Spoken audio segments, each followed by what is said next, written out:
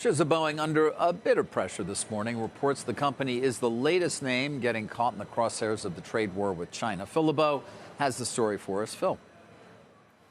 David, we're still waiting to see if the state government in China issues some kind of a formal statement, because at this point, this is just a report that is out there.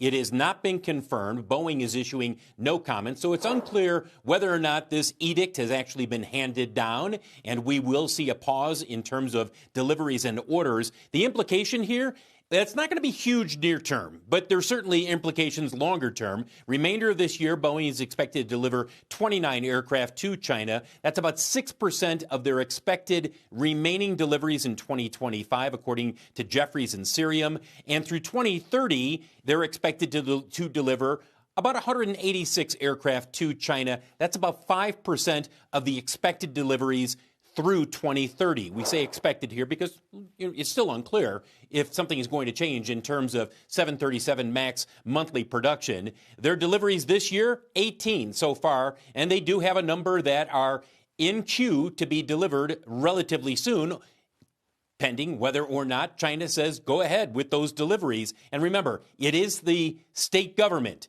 that makes the final decision in terms of whether a Chinese airline can take delivery of those aircraft. What may be of greater concern for Boeing investors are the comments from Ryanair CEO Michael O'Leary. He told the FT this morning that it may decide not to take delivery of certain aircraft from Boeing if there's a tariff in place. And you can see why, guys, why an airline like Ryanair or any other international airline might sit there and say, now, wait a second, you're going to tack on how many millions to this particular 737 or 787 that we have to take delivery of because of a tariff that's been put in place by the United States government. All of this comes as we wait for Boeing's Q1 results, which we will get next week, and the implications that will be spelled out by CEO Kelly Ortberg in terms of how the company is managing not only the tariffs that are being put in place, guys, but also how the customers are reacting to those tariffs, because there may be a number of airlines around the world who will sit there and say, we're good. We'll fly what we fly until this tariff issue gets straightened out. Hey, Phil, we had a discussion with Jim this morning about the backlog, and the question came up. Generally, if a customer declines a delivery, how easy is it for Boeing to find another buyer for that aircraft?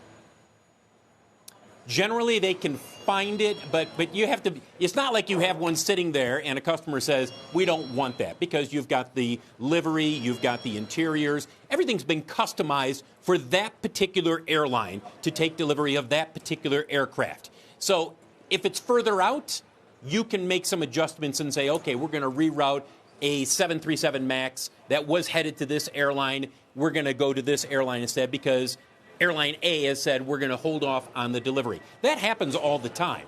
If it's near term, once the livery is in and it's been customized with the seats that airline wants, it's not good. It has some implications there in terms of near-term delivery numbers.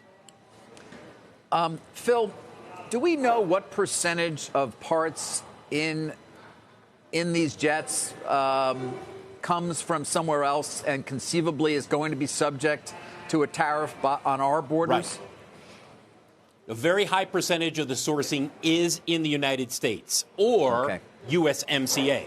And that brings up the whole question, David, of what are the exceptions when it comes to USMCA for aircraft parts. But Boeing, relative to the production in the United States, a high percentage is content from the United States, from suppliers in the United States or in North America.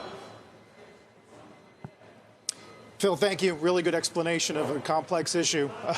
Digging into the order cycle. Phil LeBeau on Boeing today.